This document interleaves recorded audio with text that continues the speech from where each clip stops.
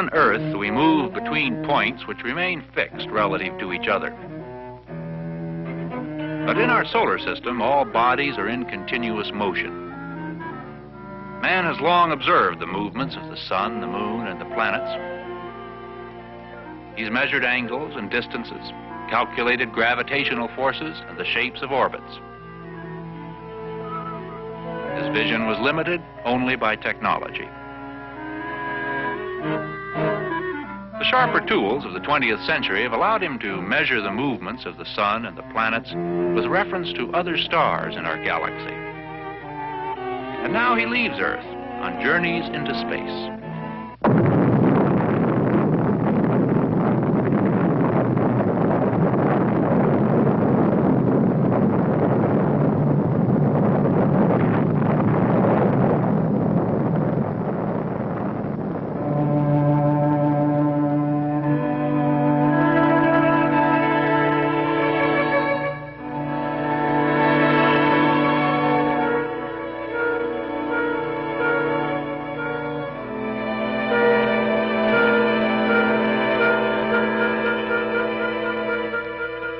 Eventually, man will set out toward another planet, millions of miles distant.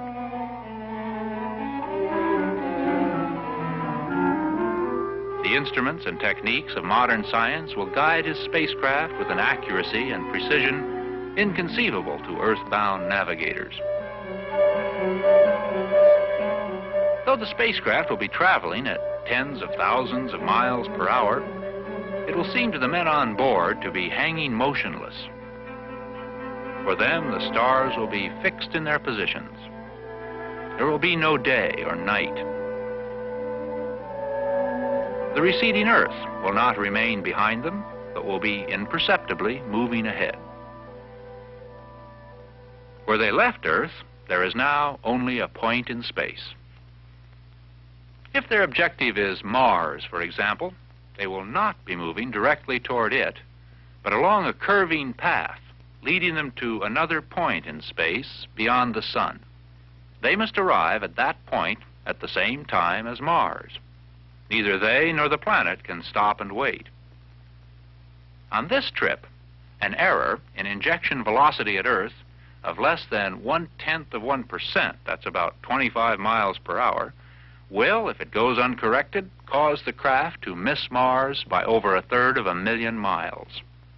The additional propellant and time required to correct so large an error near the end of the trip might be prohibitive. The mission would likely fail.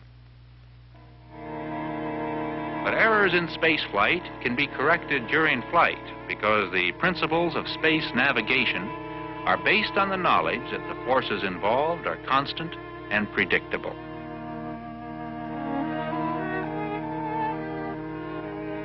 In our solar system, each planet is locked into its orbit around the sun by its particular velocity, the planet's momentum being balanced by the sun's gravitational pull. The inner planets, where the pull is greatest, travel at greater speeds than the outer planets, where the pull is weaker. If a spacecraft is to leave the Earth for another planet, it must increase or decrease the speed imparted to it by the orbiting Earth. Yet, either way, this velocity change is a fraction of the orbital speed of the Earth, 66,000 miles an hour. The velocity imparted by the Earth also puts the spacecraft into the ecliptic plane. That's the plane of the Earth's orbit. It would take the expenditure of considerable energy to get out of that plane. Fortunately, all planets move in planes very close to the ecliptic, and they all orbit in the same direction. Unlike the planets, a spacecraft can change its orbit and its direction because it can change its velocity. When a spacecraft escapes the Earth's gravity in the same direction as the Earth's travel around the sun, its greater momentum around the sun overbalances the sun's pull, throwing the spacecraft outward. But the sun's steady pull eventually slows the craft's outward flight, and here, unless it can boost its speed, it will start to fall inward. On the other hand, if the spacecraft leaves the Earth at the same speed as before, but in a direction opposite to the Earth's travel, it reduces its own velocity around the Sun, permitting the Sun to pull it gradually inward. But as it falls, it gains speed. This increasing momentum will throw it outward again unless it can reduce its speed. It is a controlled velocity change which alters the course of an orbiting body.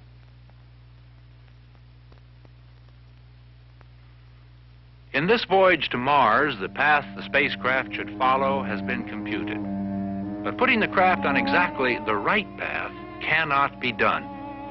Even the most sophisticated launching rocket controls can't avoid small inaccuracies in launching or account for the uncertainties in the orbits of the Earth and planets. There will always be a small error to be corrected.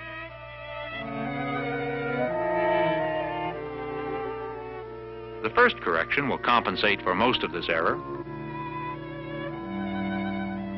A small velocity change made early in the voyage will have a much greater effect than the same change made later. Later corrections will remove residual errors and refine the trajectory of the craft.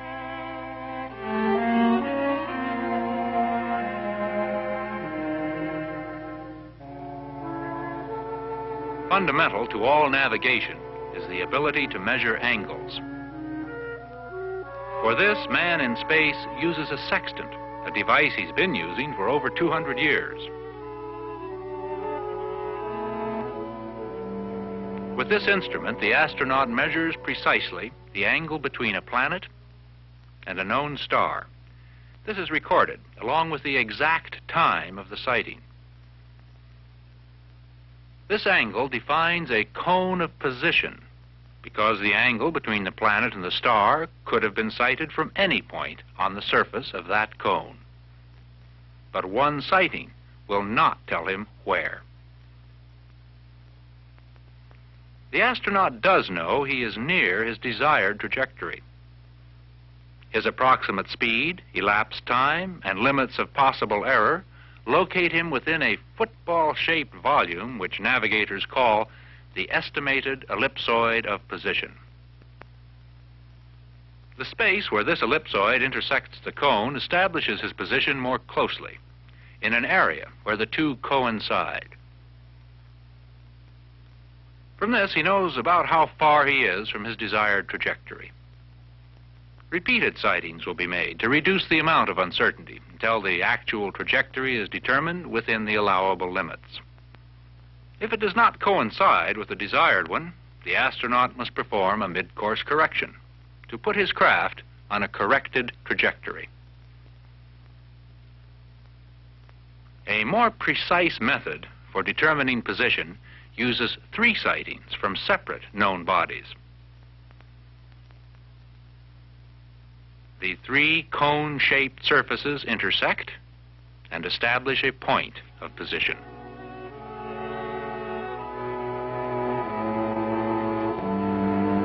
Actually, throughout the flight, Earth-based tracking information will be used to correct or supplement onboard navigation, so long as it can supply sufficiently accurate data. But as the spacecraft nears the target position, millions of miles from Earth's tracking stations, the astronaut will have to rely to a much greater extent on his onboard navigational equipment. Any backup information from Earth would take 12 minutes to travel the 134 million miles that separate them. He will determine the exact location of his craft with respect to the planet, using sextant sightings, this time between the target planet and known stars. Now he can calculate the final velocity changes that will put him in a precise parking orbit around the planet. Once determined, these velocity changes are applied, and an orbit around the planet is attained.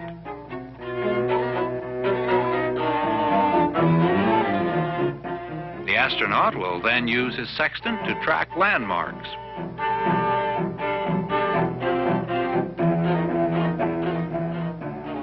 This confirms his parking orbit and determines its characteristics, permitting him to plan a descent trajectory.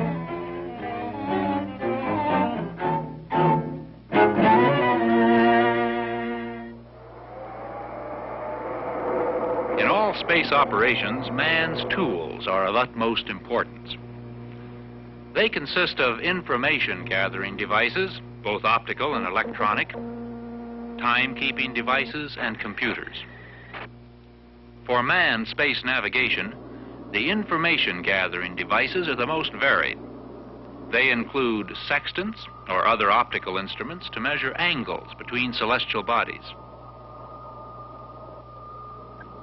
onboard radar and other electronic equipment for position determination and tracking, Earth-based radio and radar for precise distance and velocity measurements, and inertial sensing and measuring equipment to provide a reference frame for positioning the vehicle during mid-course correction and to control the corrective maneuvers.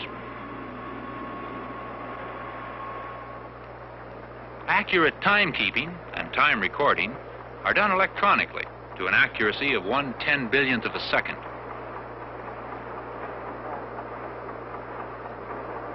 The computers, on-board and Earth-based, use both stored information and that furnished them by the measuring and sensing devices. They process at a high speed the large number of involved calculations necessary during all phases of a journey. They can solve in seconds problems which would take an experienced navigator an entire voyage to calculate.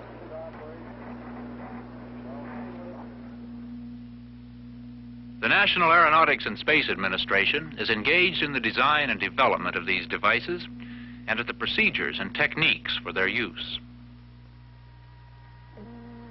Studies are underway to determine what navigation functions can best be performed by man in space and which function should be automatic or Earth-based.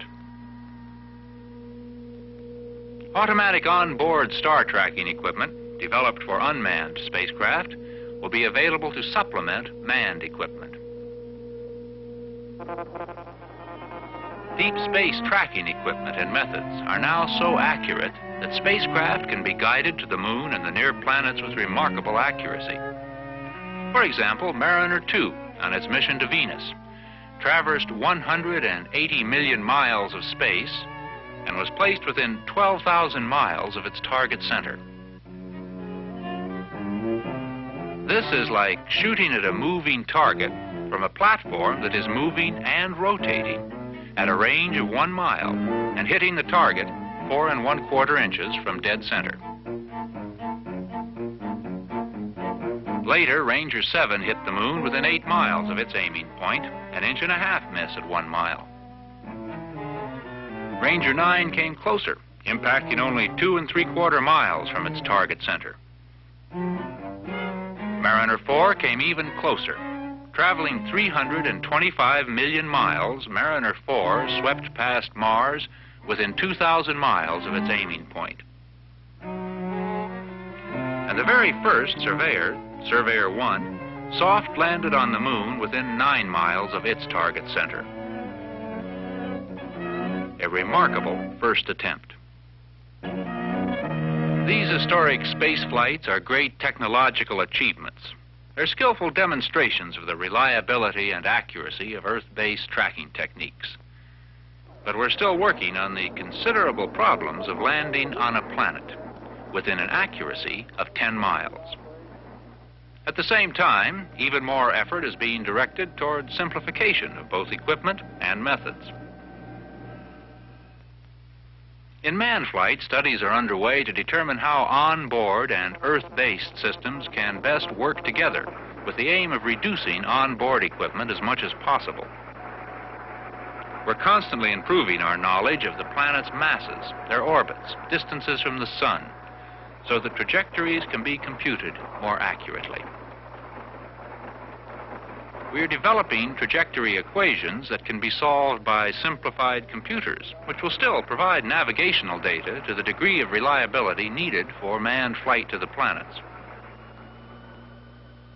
Development of new optical techniques for angular measurements are being explored, These may enable a navigator to get accurate information with handheld sextants.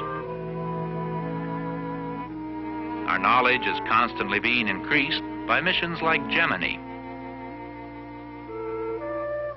In practicing, we'll gain experience in measuring angles, distances, and relative velocities, and in determining the changes needed to attain specific trajectories. From actual experience, we may be able to make improvements in future systems that we cannot now foresee or predict.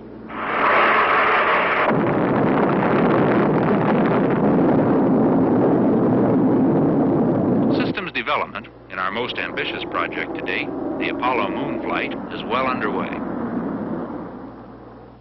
The guidance and navigation station aboard the Apollo is equipped with a scanning telescope, a sextant, a digital computer, and an inertial measurement unit. Attitude and guidance controls can be operated directly by the navigator or automatically by the computer at the direction of the navigator. This complete system permits all navigation for the lunar journey to be performed on board, independent of Earth-based tracking or computing facilities if necessary. The navigator will make repeated sightings to confirm his position and trajectory. However, throughout the entire lunar trip, he will have Earth-based tracking information available for use in his own computer.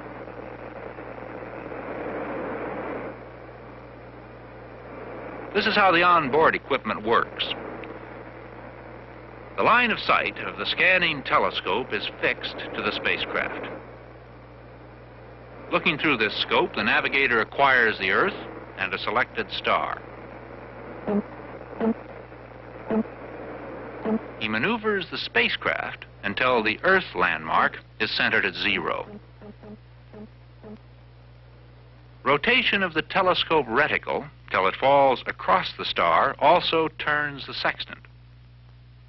He notes the angle of the star and sets the sextant at that angle. Now, looking through the sextant, both images will appear enlarged and superimposed. When they are lined up, he pushes the Mark button. This feeds the precise time and angle information into the computer. The computer also receives Earth-based tracking data, which when combined with the observed data, keeps the navigator informed of his current position and actual trajectory. The navigator instructs the computer to make the necessary trajectory correction. It determines the exact amount and direction of thrust needed to accomplish this correction. The inertial measurement unit furnishes a sense of direction to the computer, enabling the spacecraft to be correctly oriented.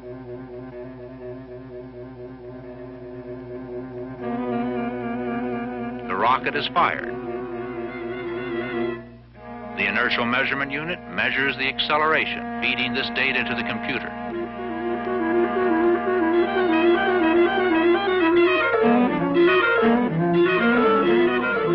When the desired speed change is accomplished, the computer cuts off the engine,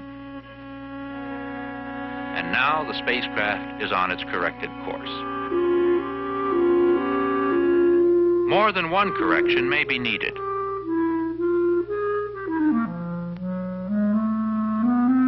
As the moon is approached, sextant readings will be made between known lunar landmarks and appropriate stars to determine the final course correction.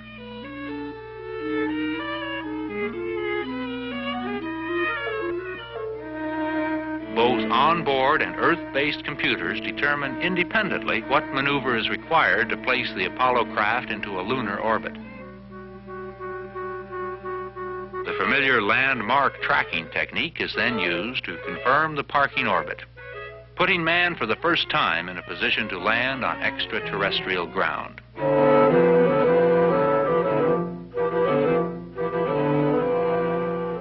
The navigational experience gained in the Apollo program will contribute information needed for trips of greater complexity. For man is not content unless he's pressing himself to the limits of his knowledge or beyond.